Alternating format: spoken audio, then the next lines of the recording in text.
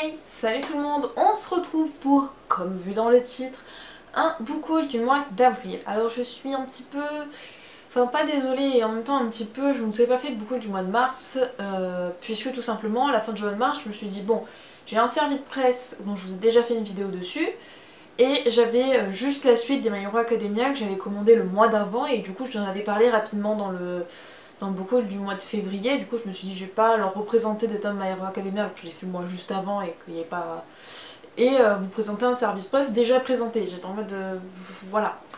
Du coup moi dans ma tête je me suis dit bon, j'ai eu un petit mois de mars, j'aurai un petit mois d'avril, on va regrouper les deux et tout va bien se passer.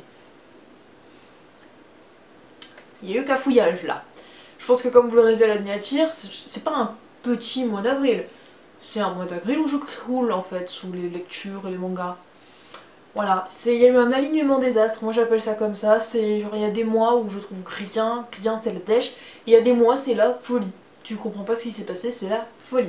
Pour vous présenter un tout petit peu le programme de ce book haul, parce que j'ai un petit peu essayé de l'organiser, on va tout d'abord, les services presse, les 40... alors on va faire un petit peu logique, service presse, petit retour sur le mois de mars juste avec un tome, et ensuite 48 heures de la BD, et ensuite ça se déroule normal, fin de série, début de série, suite de série et tout ça. Donc, c'est parti. Donc dans ces 2 mois j'ai reçu 4 services presse et je remercie encore énormément Kazé pour ses envois. Voilà, donc je vous ai déjà présenté le tome 1 de Cœur de Hérisson de Nao Inashi, donc de chez Kazé, pour faire un petit bref résumé, mais vous aurez la présentation complète dans le i, qui est quelque part, comme d'habitude. C'est un shoujo où on va découvrir 2 adolescents, un qui est timide, pas forcément renfermé, je dirais plutôt timide, un petit peu craintif, qui est comme un hérisson, et puis on va avoir une jeune fille super sympa. Donc je vous invite à aller voir plus en détail la vidéo qui en parle, puisque je vais pas vous faire un résumé d'un truc que j'ai déjà bien résumé.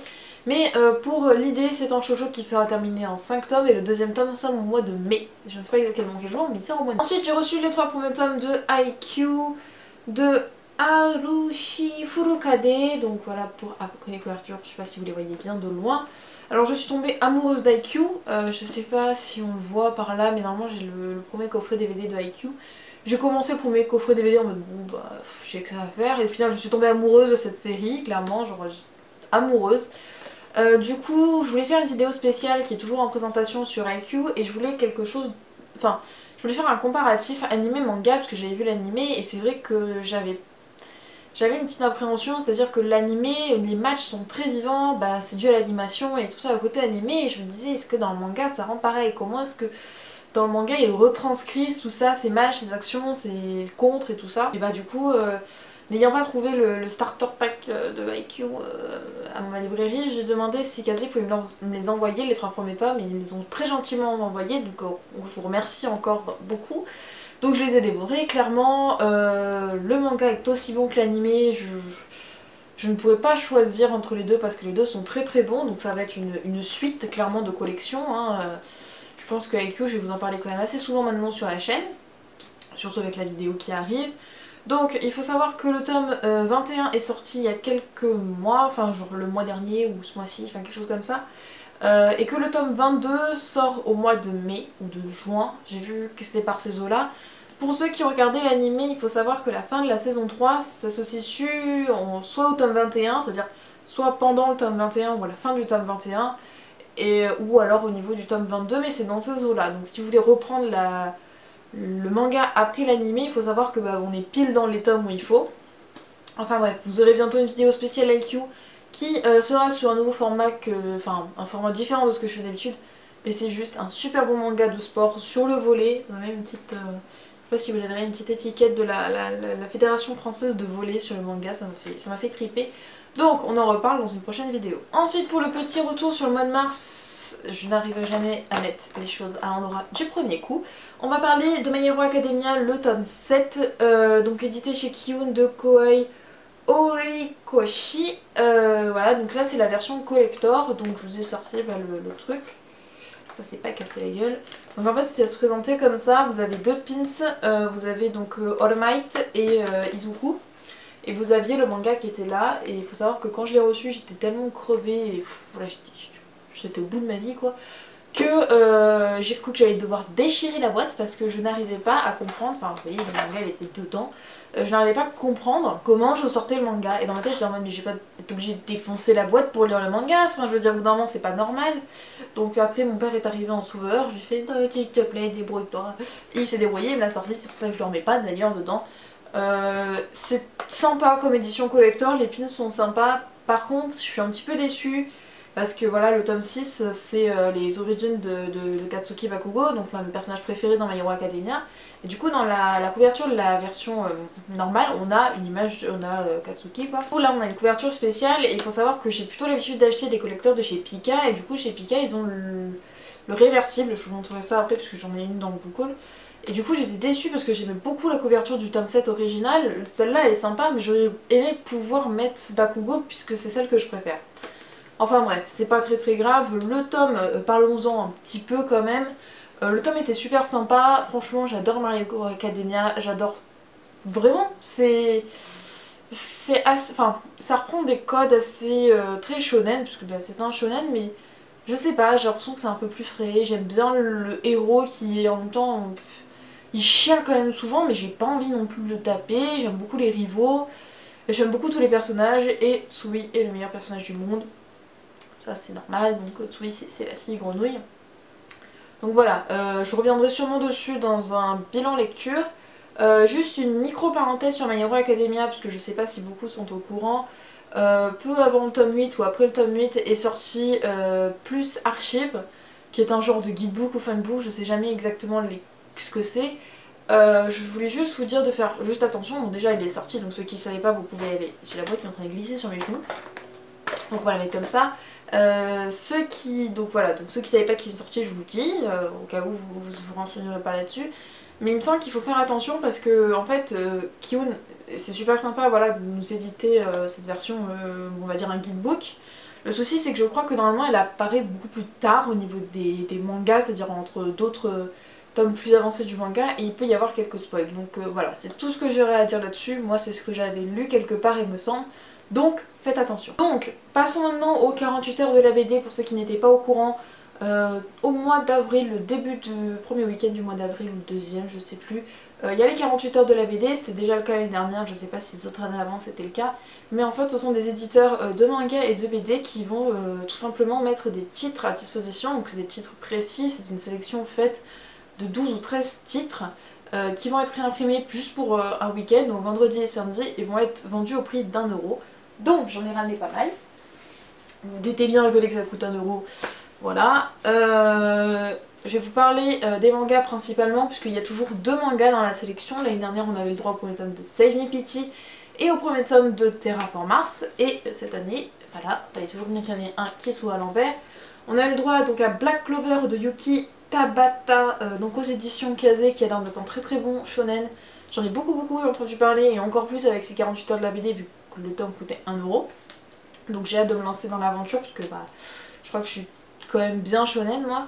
Et ensuite on a le tome de Levius, donc ça c'est une série finie en 3 tomes, celle-là est toujours en cours, en plus de 5 tomes, voire 6, je ne sais plus exactement. Donc Levius de Haruhi... je sais pas lire, attendez, on va faire ici, Haruhisa Nakata, non mais j'ai galéré, de chez Kana. Donc là c'est une version, le manga est version grand format, il est comme ça de base. Un manga il me semble qu'il coûte 13 € de base, en temps normal, donc j'étais vraiment contente quand je l'ai vu dans la sélection parce que c'est un manga qui m'intéressait beaucoup. On va parler de boxe mécanique, en fait ce sont des personnes qui ont des membres, alors je sais pas exactement si c'est que les bras ou si ça peut être les jambes aussi parce que je l'ai pas encore lu, mais qui vont avoir des bras mécaniques pour l'image un peu comme Ed de Fullmetal Alchemist. Ça m'a l'air super bien, du coup comme il est en grand format les dessins sont bien, et moi ce que j'aime bien c'est que, comment dire, il fait le grand écart des livres, moi j'appelle ça comme ça, c'est-à-dire que je peux l'écarter bien à plat limite, sans que ça n'abîme le livre. Moi c'est quelque chose qui des fois me dérange, autant plus dans les mangas que dans les romans. C'est quand vous avez une petite bulle là, qui est sur le recoin de la page et que vous êtes en train d'essayer d'ouvrir votre manga pour la lire sans essayer de péter le truc. Là c'est un tome qui est assez souple, franchement j'ai super hâte de le lire parce que grand format, box mécanique, superbe graphisme, que demander de plus. Ensuite on va passer extrêmement rapidement sur les BD parce qu'on n'est pas une chaîne de BD à la base. Il y avait donc ça c'est toujours une partie de la sélection, j'ai pas tout pris parce qu'il y en a certains que j'avais déjà comme la quête des Willan et tout ça. Donc 14-18 de Corbeil, même les noms de BD je galère. Corbeil-Rang et Le Roux, donc là c'est le premier tome, c'est pas forcément pour moi que je l'ai pris, mon père aime beaucoup tout ce qui concerne la guerre, donc voilà, c'est pour ça principalement qu'on l'a pris. Hop, il va aller là-bas. Ensuite j'ai pris Clown de Jurion et Ozanam, donc le premier tome, L'éveil. Voilà, je sais pas, j'aimais bien la couverture avec un tigrou. Moi les tigrous, les chachas, tu me mets ça, j'achète. Malheureusement. Et on va finir avec du coup Justice League aux origines de DC Comics, donc c'est une version souple. Hein. Voilà, on fait une version souple. Donc je suis plutôt du côté Marvel, moi, du côté Marvel de la Force. J'ai l'impression qu'il y a toujours un combat entre les deux. Mais voilà, 1€, je me suis dit que je n'allais pas cracher dessus. J'aime beaucoup les héros quand même de DC, principalement Green Lantern. Bon, les exceptions, début de vidéo, tout ça est fini. On va passer au book haul normal, j'ai envie de dire, en fait, ce qui est un petit peu normal, vous présenter les mangas. Donc j'ai une pile là à côté de moi, et puis ben, on va commencer. On va commencer par celui-là. Oui, je n'arriverai jamais à prendre un manga dans le bon sens. Donc c'est le tome 21 de l'Attaque des Titans de Hajime Isayama, dans la version collector en fait. Je n'achète pas l'Attaque des Titans, à part les versions collector, le temps que je réunisse toute la collection. Donc la version collector, et bah du coup je vais vous montrer. Donc là c'est la jaquette, la version collector. Et si vous prenez la jaquette, hop, ça tient plus sur mes genoux. Vous avez donc la jaquette de la version collector et si vous la retournez, vous avez la jaquette de la version normale. Donc il suffit en fait de la plier dans l'autre sens. Par exemple, bah voilà, vous repliez. Hop. Bon, je vais pas le faire rapidement parce que sinon je sais pas plier, mais pour faire simple, on va faire comme ça, hop, sans trop. Voilà, puis vous la remettez par-dessus le manga et vous avez votre version normale. Donc moi c'est quelque chose que j'apprécie beaucoup chez les éditions de Pika, justement, de pouvoir avoir les deux couvertures. Donc on va le mettre là-bas. Donc vous aviez le tome 21, bon maintenant il n'a plus de couverture. Hein. Mais du coup vous avez le tome 21, je l'ai déjà lu. Franchement, L'Attaque des Titans c'est l'un des meilleurs mangas au niveau scénaristiquement. Il n'y a rien qui le vaut et du coup vous aviez des cartes postales, donc 52 cartes postales avec. J'étais un petit peu débutative au début parce qu'autant pour Fairy Tail ça ne me dérange pas des cartes postales parce que je sais que l'auteur dessine magnifiquement bien, voilà. Autant SNK n'est pas connu pour ses graphismes très très beaux. Il y a pire, on est d'accord. Mais du coup en fait principalement je crois que ça reprend des couvertures. Je vous en montre quelques-unes, je sais pas si vous voyez mais je crois que principalement ça reprend des couvertures. D'ailleurs celle-là je l'ai en poster là-bas, je viens de me rendre compte. Hop, et voilà, vous avez des choses comme ça. Je les avais pas vues, je crois que je les ai pas toutes regardées. J'avais pas trop le temps sur le moment, donc je pense que je ferai ça après la vidéo. Et vous avez des trucs assez sympas aussi, c'est certaines planches du manga, donc en version carte postale.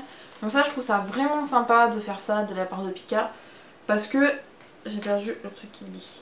C'est parce que c'est quelque chose qui rajoute beaucoup à la collection, donc quand on est collectionneur, et surtout ça fait toujours plaisir, enfin pour pas très très cher, puisque le manga coûte 6,90€, donc autant dire 7€. Pour 3€ de plus, vous avez donc votre version collector, alors que normalement, bon, vous sentez que je galère à remettre là ou pas les versions collector, bah, moi chez moi ça coûte beaucoup plus cher, enfin quand je pense aux jeux vidéo, ça va saouler, là, va là-bas, coûte beaucoup plus cher. Et du coup bah, je suis contente, en plus bah, les cartes postales c'est assez cool, elles sont du coup assez grandes. Voilà. Ça m'a saoulée, clairement. Donc ensuite, prenons la suite.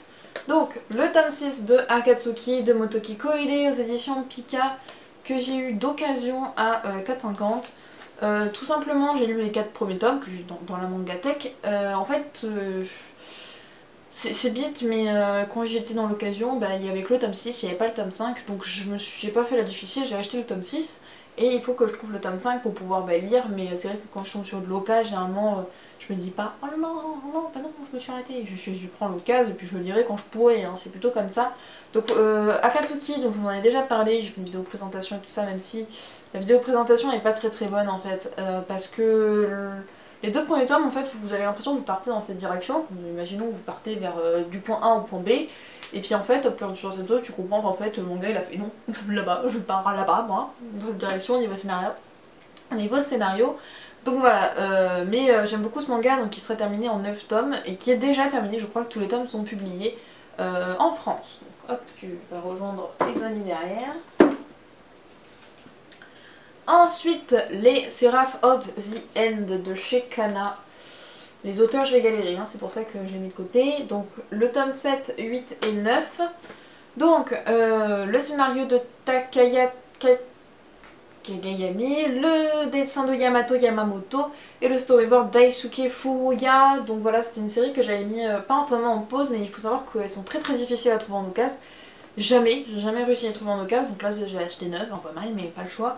Donc c'est une série que j'adore, les couvertures sont magnifiques, voilà, et puis vous avez toujours, vous le verrez pas parce que j'ai pas des focus, mais en fait vous avez toujours, c'est même plus une page couleur, c'est un micro poster en fait à chaque fois que vous avez dans le manga. Alors je les ai pas encore lus, faut savoir que j'ai vu tout l'animé, donc c'est vrai que c'est un peu de la relecture pour moi pour l'instant, Seraph of the End. J'attends de voir si si l'animé avait pris la même direction que le manga. Donc franchement j'adore, c'est vraiment quelque chose que je vous conseille, c'est aussi on peut dire vampire pour le lot machin, mais c'est vachement profond, c'est vachement, les combats sont ouf. Ensuite une série que j'attends chaque tome avec impatience, Sword Art Online Progressive, le story de Reiki Kawahara, le comic de Kiseki Imura et le character design de Abek aux éditions Ototo. C'est une série que j'attends puisque du coup c'est un genre de reboot de l'arc Incrad de Sword Art Online. On pouvait parfaitement commencer par j'allais dire appeler ça progressive, qui est très bon. Et c'est vrai que j'avais un petit peu peur puisque la promesse de cette série c'est du coup de faire étage par étage du coup de la Incrad, et j'avais peur qu'au pire on rush tous les étages, genre chaque tome un étage. Mais là pas du tout, là on va être sur une quête plutôt très sympathique. Alors je vous en parle pas vraiment en détail puisque je vais vraiment en parler dans un bilan de lecture qui est plus prédisposé à ça, mais c'est vraiment un très bon tome, j'attends le tome 6 avec impatience. Mais c'est vrai que il me semble que la parution est assez longue, et voilà, j'attends aussi, je sais pas si un jour ce sera publié, mais il me semble que c'est d'abord un roman, sur un online progressive. Alors vu que Ototo publie pas mal de light novel, enfin de romans et de light novel, peut-être que si vous pouvez, vous me mettez le light novel de progressive aussi, ça peut être cool, pour attendre entre deux tomes. Voilà, j'ai l'info, hop là, je dis plus rien. Ensuite, Noragami. Je pense que Noragami, il n'y a même plus besoin de prononcer le titre en fait. Les gars, quelle est cette collection? Attendez, ça coûte de toutes les couleurs, il y a du rouge, du bleu, du rose, ça doit être Noragami. Clairement c'est ça. Donc le tome 13, 14 et 15, donc je suis de nouveau à jour, donc de Hashidashitoka des éditions Pika. J'ai eu le tome 13 en occasion et j'ai eu le tome, les autres tomes 9. Voilà, hop, je vous montre. Au niveau des couleurs. Franchement Noragami c'est un pur kiff, surtout que là du coup on n'est plus du tout dans l'anime. C'est-à-dire qu'on a dépassé les arcs de l'anime, donc je suis vraiment dans la découverte et c'est un kiff. Dans ces arcs-là, enfin dans ces tomes-là, j'ai trouvé qu'on se concentrait beaucoup plus sur les shinki, et je trouve ça intéressant parce que les shinki, c'est vrai que dans beaucoup de shonen, enfin beaucoup de mangas plutôt en général, des fois on te balance des trucs et genre on te dit le truc et tu dois l'accepter comme c'est comme ça. Et c'est vrai que je trouve ça sympa de revenir dessus, de expliquer les origines, les trucs, les machins, enfin en gros que ce ne soit pas balancé comme ça et que tu dois l'accepter parce que c'est comme ça. Je sais pas si vous avez très bien compris ce que je voulais dire. Bon, enfin bref. Noragami c'est du très bon, je me suis jetée sur les tomes dès que je les ai eus.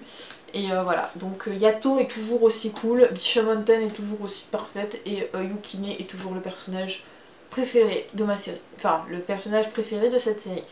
Un petit peu difficile à dire, mais c'est bon, c'est dit. Ici, pas du tout la galère pour poser les mangas une fois que je les ai présentés, parce que là-bas c'est le chantier.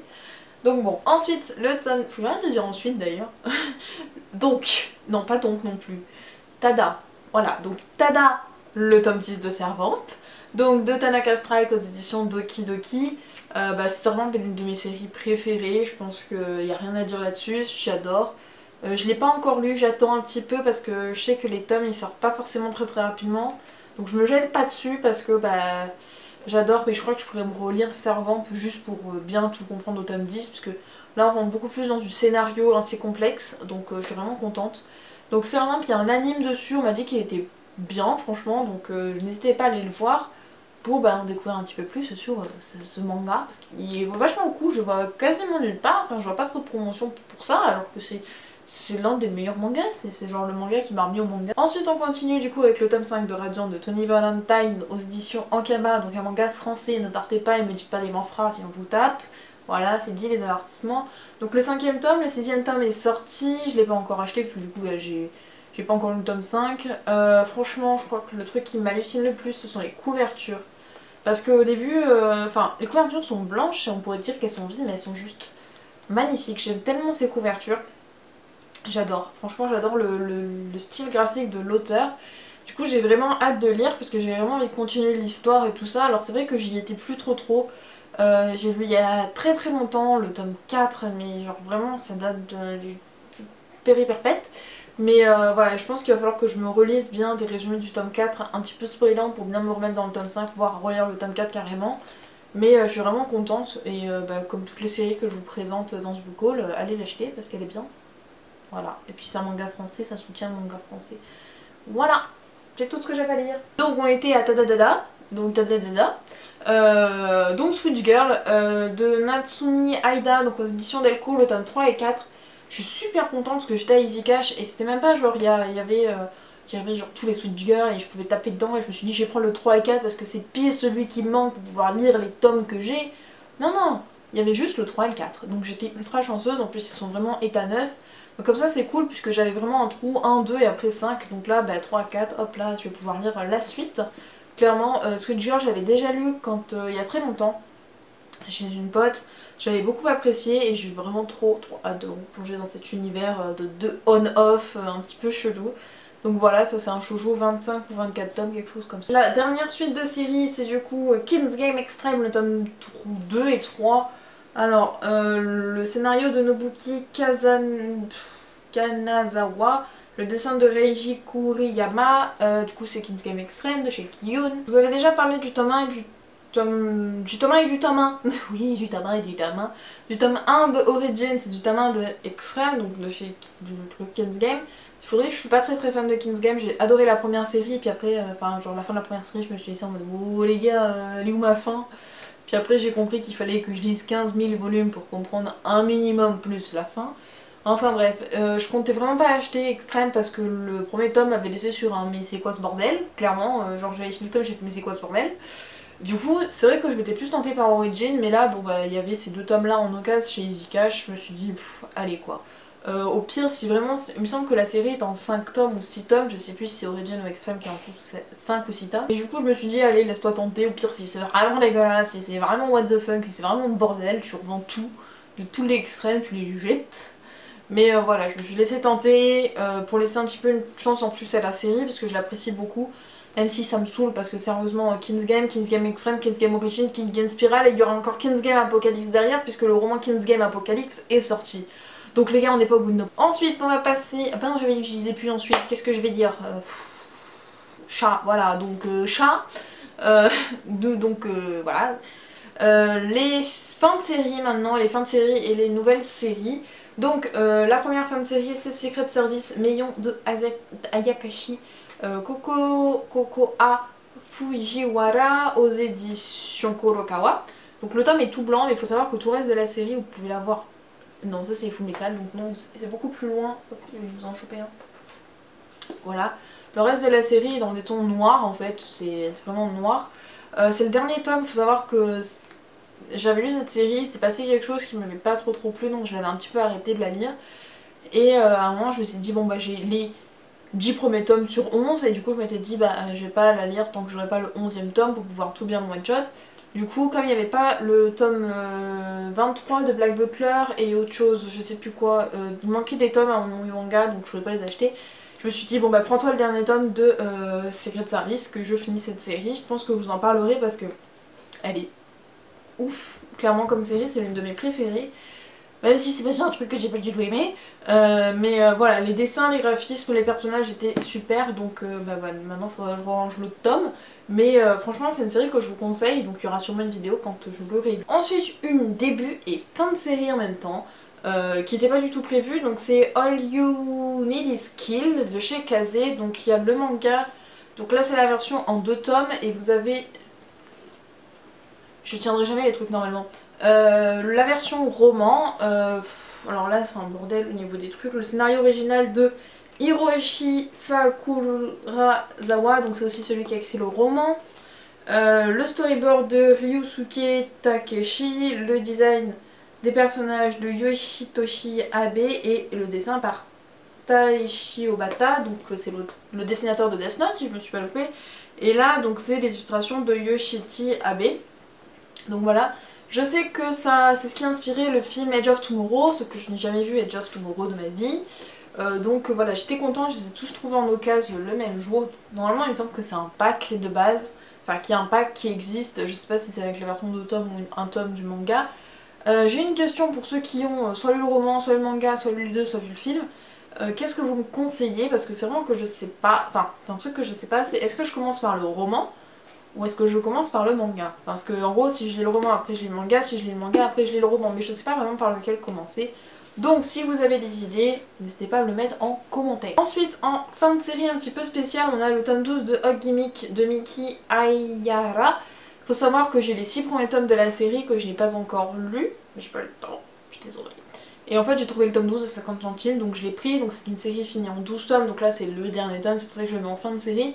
Mais en fait c'est pas vraiment une fin de série, c'est un tome de la série mais que j'ai pas encore fini dans la bibliothèque. Ensuite on continue dans les cas particuliers. Capcarter Sakura, les 3 premiers tomes, alors j'ai déjà le tome 4 et le tome 11 dans la bibliothèque, mais comme c'est les premiers tomes je me suis dit que je vais les mettre dans les débuts de série.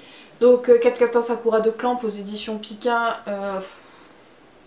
En fait je trouve ça très moche, c'est dos, je les trouve dégueulasses, mais faut savoir que je trouve la version double encore plus dégueulasse, donc je l'ai pas prise. Donc en fait j'essaie de les trouver, parce que par contre les dessins, moi ça me fait kiffer, enfin franchement le reste me fait kiffer, mais c'est vrai que le dos, vous voyez le dos dans la mangatech, il fait un peu en mode qu'est-ce que ça fout là entre tous les beaux mangas. Enfin bref. Il me semble qu'il y a une réédition qui va sortir ou qui est sortie de Capcarter Sakura. J'ai eu ça il y a 1 an ou 2, c'était sorti en novembre, puis c'est jamais sorti je crois. Donc voilà, donc les premiers tomes, donc là j'ai jusqu'au 4, donc je vais pouvoir vraiment commencer la série puisque c'est quelque chose qui m'intéresse un petit peu les liens entre eux, donc Crossolic, Tsubasa Reservoir Chronicle et du coup Capcarter Sakura. J'ai vraiment envie de tout lire pour tout bien comprendre les liens qu'il y a entre ces séries. Ensuite une petite pause yaoi avec Junju Romantica le tome 1 et le tome 2 de Junkyu Nakamura aux éditions Asuka. Donc en fait le tome 1 est dégueulasse, je sais pas si vous le verrez mais le tome 1 est dégueulasse. Enfin je sais pas, il y a quelqu'un qui a bouffé un kebab dessus, je sais pas ce qui s'est passé. Enfin bon, c'est des trucs qui s'enlèvent, genre du dissolvant, de toute façon il faut j'enlève le dissolvant pour... Enfin je dis le dissolvant pour enlever l'étiquette. En fait je comptais pas du tout acheter cette série, c'est vrai que si j'avais le choix de commencer une série yaoi de cet auteur, j'aurais plutôt commencé Sekaiichi Hatsukoi. Mais là il faut savoir que j'ai trouvé les tomes à 3 € et que les tomes vaut beaucoup plus cher, les tomes yaoi. Donc j'étais super contente de trouver ces deux là. Et pour finir, et j'ai pas dit ensuite, je me suis retenue, du Sword Art Online, donc vous en avez 2. Vous avez le tome 2 de Phantom Bullet, donc le story de Reiki Kawahara, le comics de Kotaro Yamada et le character design de Abek. Donc là c'est l'arc 3, enfin l'arc 1 de la saison 2, mais du coup si on compte, si on fait pas les saisons c'est l'arc 3, donc arc 1 Aincrad, arc 2 Fairy Dance, arc 3 Phantom Bullet. Donc franchement j'aime beaucoup cette série. Enfin Sword Art Online est une de mes séries préférées, mais je veux dire le manga Phantom Bullet, j'ai déjà le premier tome et j'avais beaucoup apprécié. Je trouvais que c'était assez simple et que quelque chose que j'avais trouvé bien, c'est qu'il remettait assez en place pour qu'on puisse commencer par cette série sans être trop dépaysé. Et ensuite j'ai acheté ça. Donc ça c'est juste, mais juste parce que je suis une grosse collectionneuse et fan de SAO. Parce que ça, c'est de la merde. Je suis désolée, clairement. Je sais que je suis violente, mais si vous trouviez que Kirito avait soudainement eu un profil de fille dans Phantom Bullet, les gars, vous avez jamais ouvert une crade, hein, parce qu'une crade, c'est une meuf dedans. Je veux dire, il a la même gueule qu'Asuna. Non, enfin, genre, c'est dégueulasse. J'aime pas du tout les dessins.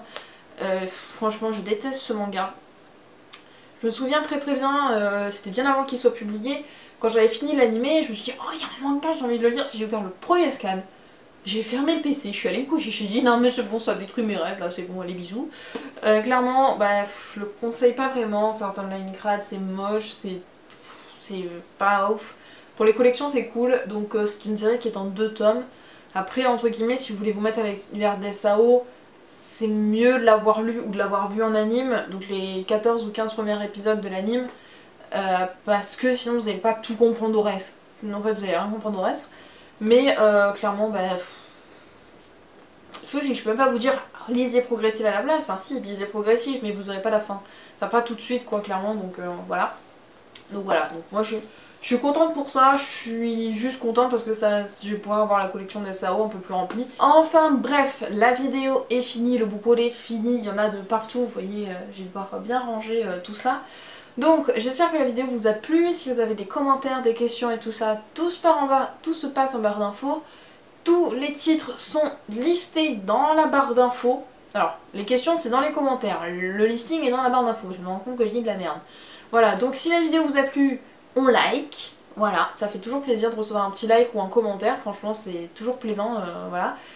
Si vous voulez me suivre sur les réseaux sociaux, il y a un Instagram, un Twitter, un Snapchat et un mail d'ailleurs qui s'affichera quelque part par là. Voilà, je vous ai fait, j'ai créé un mail justement pour la chaîne, pour les gens qui n'ont pas forcément les réseaux sociaux et qui n'ont pas envie d'en créer. Si vous voulez dire un truc, lancer un dessin, enfin je sais pas, faites ce que vous voulez sur ce mail, c'est à vous, moi je vous réponds dessus. Donc la vidéo est finie, finito, coupée là. Donc voilà, j'espère à une prochaine vidéo et je vous dis ciao.